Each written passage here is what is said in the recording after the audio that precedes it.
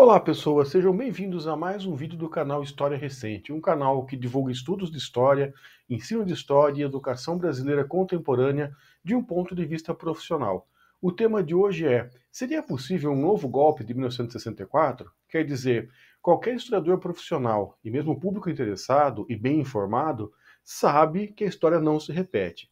Por outro lado, alguns historiadores costumam dizer que a história não se repete, mas tem acontecimentos que rimam entre si, quer dizer, que compartilham de causas parecidas, atores mais ou menos equivalentes e consequências similares. Pensando por esse lado, a pergunta é justa. E olhando também para as descobertas da Polícia Federal sobre o plano de golpe de Estado em 2022 para manter Bolsonaro no poder, incluindo derramamento de sangue, é justo que a gente se pergunte: será que não corremos o risco de acontecer um golpe como que aconteceu em 64, em que, entre aspas, para proteger a democracia, simplesmente acabaram com ela? Parte dos militares, empresários e outros aliados jogaram um país em 20 anos de autoritarismo e violência política, de 1964 a 1985. Para a gente responder a pergunta desse vídeo, nós precisamos dar uma olhada em quais fatores tornaram possível o golpe empresarial militar em 64. Mas antes disso, não esqueça de curtir o vídeo. Vamos lá. Primeiro fator, instabilidade política. Os movimentos sociais em ascensão que tensionavam o governo federal em busca de mais direitos e mudanças estruturais nas sociedades, as tais reformas de base, agrária, tributária, educacional, urbana, política, todas com viés de melhorar as condições do povo e de redistribuir riqueza e poder, contraposto a uma elite relacionária, que era contra tudo isso, porque teria que ceder exatamente os recursos e o poder. Essa tensão se refletia na política, de modo que em 3 anos o país passou por uma renúncia de presidente, o Jânio, ficou à beira da guerra civil para garantir a posse do vice, foi a campanha da legalidade, mudou de sistema político de presidencialista para parlamentarista, teve 2 primeiros-ministros, sendo um deles o Tancredo Neves, que seria o primeiro presidente civil eleito depois de 20 anos de ditadura, teve um plebiscito para voltar a ser presidencialista e voltou ao presidencialismo. É instabilidade para ninguém botar defeito. Essa instabilidade favorecia as tais aproximações sucessivas em que os grupos de civis e de militares iam tentando dar golpes contra os presidentes ao longo de quase todos os anos 50, por exemplo, contra Getúlio Vargas e contra JK também. Então, não é que a tentativa de tomar o poder à força fosse uma novidade no período. Essa carta ficava na manga dos grupos políticos o tempo todo. Segundo fator, a Guerra Fria. O conflito entre capitalismo e comunismo, entre Estados Unidos e União Soviética e seus respectivos blocos de influência, condicionou todo o debate e colocou o Brasil ao lado da potência norte-americana, que abasteceu os conservadores e reacionários com discurso ideológico, apoio financeiro e garantias militares, que facilitava muito a vida desse setor político. Mas, pelo outro lado, esse conflito dava uma alternativa política concreta para os movimentos de esquerda, que também buscavam exemplos, apoio e recursos no mundo socialista. A partir de 1959, a Revolução Cubana se tornou um exemplo do que poderia ser feito e criou um lugar de apoio para a formação política, treinamento militar e território para asilo político dos setores mais revolucionários da esquerda. Mas nem se compara à influência que os Estados Unidos tinham sobre a sociedade brasileira naquele momento. A política externa independente, quer dizer não totalmente submetida aos Estados Unidos, principalmente no que se refere aos lucros das empresas multinacionais, também aumentava as tensões.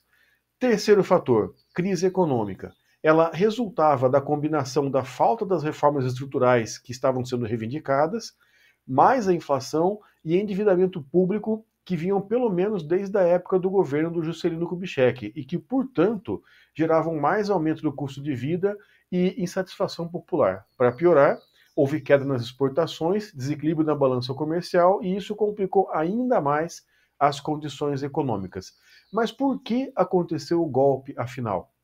Existem muitos estudos na área da sociologia, da ciência política, da história, de outras áreas, que interpretam o que significou de fato o golpe empresarial militar de 64.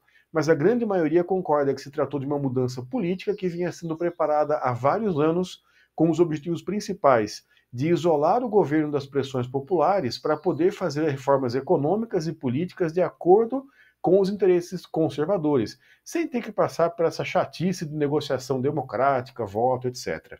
Era um projeto impopular porque privilegiava os interesses estrangeiros e os interesses dos mais ricos às custas do sofrimento do povo, e não ganharia eleições exatamente por isso. A última eleição que esse grupo político tinha ganhado nos últimos 15 anos tinha sido a do Jânio Quadros, em 1960, cuja campanha foi concentrada no tema de ser contra a corrupção. Porque se tivesse sido sincera sobre o seu programa econômico e social conservador, não teria ganhado a eleição.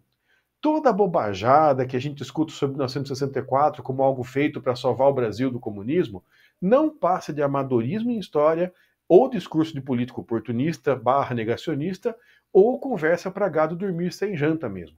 Tem um vídeo do canal que fala sobre isso e eu vou colocar o card aqui caso você queira assistir depois de terminar esse vídeo. Só da gente listar as condições que possibilitaram o golpe de 64, já dá para perceber as diferenças com o momento atual. Apesar de existir alguma polarização política, ela não está radicalizada no Brasil atual. Os movimentos sociais e a própria esquerda não estão em ascensão para chegar a provocar confrontos com o poder econômico. Os problemas econômicos que temos não se configuram como uma crise econômica grave, muito pelo contrário. Diversos indicadores da economia estão em franca recuperação ou ascensão, como é o caso da inflação sob controle, desemprego com índices entre os mais baixos desde que a medição começou a ser feita, falta de apoio norte-americano ao golpe e uma postura mais profissional das Forças Armadas, que não se engajaram no golpe tentado por Bolsonaro e sua trupe. Entretanto, todos esses fatores podem mudar rapidamente, pois não é difícil para os mercados realizarem um ataque especulativo contra o país, gerando pelo menos uma momentânea crise econômica. A mudança de governo nos Estados Unidos, com a ascensão dos radicais de direita junto com Trump, pode dar o apoio necessário a um golpe de Estado, e assim por diante. Eu particularmente argumentaria que o motivo fundamental pela qual um golpe de Estado não foi bem sucedido em 2022 foi o simples fato de que houve um golpe parlamentar em 2016. Ora bolas, se a função de um golpe é fazer que um grupo que não consegue chegar ao poder pelos meios legais finalmente ter acesso e comandar o governo, o fato é que isso aconteceu exatamente em 2016. Ou seja, as forças que perderam as eleições para Lula em 2002, 2006, 2010, já com a Dilma, em 2014, finalmente chegaram ao poder em 2016. O que eles não contavam é que na eleição de 2018, mesmo prendendo Lula e impedindo que ele concorresse, que a radicalização de direita na qual essas forças surfaram não permitisse a vitória de um projeto próprio da direita tradicional. E que a extrema-direita acabasse dominando o cenário político e elegendo Jair Bolsonaro, com o qual tiveram que negociar para manter seus interesses. É muito claro também que pelo menos parte dessas forças que fizeram o impeachment da Dilma e se aliaram com o Lula em 2022 em uma frente ampla para tirar Bolsonaro do poder, e portanto já estavam dentro do projeto vencedor nas eleições de 2022, e não faria o menor sentido embarcar no golpe bolsonarista. Outro aspecto a considerar é que em 2022 os bolsonaristas planejaram um tipo de golpe que está completamente fora de moda para promover a substituição de governos. Pega muito mal para o imperialismo norte-americano, sobretudo quando os democratas estão governando, apoiar aqueles tipos de golpes militares que ficaram célebres nos anos 60, 50, 70, por conduzir ao poder os generais de republiquetas de bananas. A moda agora é fazer parecer que a mudança de regime vem exclusivamente e fortemente do apoio popular, que são as chamadas revoluções coloridas ou golpes suaves, como aconteceu na Ucrânia em 2014 e mesmo no Brasil em 2016. Em outras palavras, ficar agarrado ao passado da ditadura militar foi alguma coisa que ajudou o Bolsonaro a chegar ao poder, mobilizando as tais viúvas da ditadura e as vivandeiras de quartel, mas ao mesmo tempo essa mentalidade impediu uma visão histórica clara para entender o presente, entender como esse negócio de golpe de Estado é feito nos tempos atuais. Em resumo, nossa avaliação é que um golpe como o de 64 só aconteceria se acontecessem coisas muito fora da curva. A possibilidade é próxima de zero. Mas um golpe do estilo Revolução Colorida está sempre na manga de quem manda mesmo, no final das contas. E você, qual que é a sua opinião? Se eu esqueci de algum fator, me ajuda aí nos comentários, a gente vai conversando. Será que nós já estamos vacinados contra golpes militares típicos? Será que a janela para golpes suaves que pareçam legítimos ainda está aberta? Ou será que ela já está se fechando? Será que a nossa democracia vai estar sempre ameaçada, cronicamente?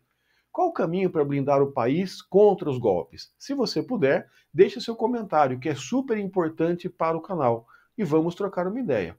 Não esqueça, controle seu tempo de tela, leia mais do que assiste. Curta, comente, compartilhe, acione o sininho. Obrigado por assistir o vídeo até o final e até a próxima.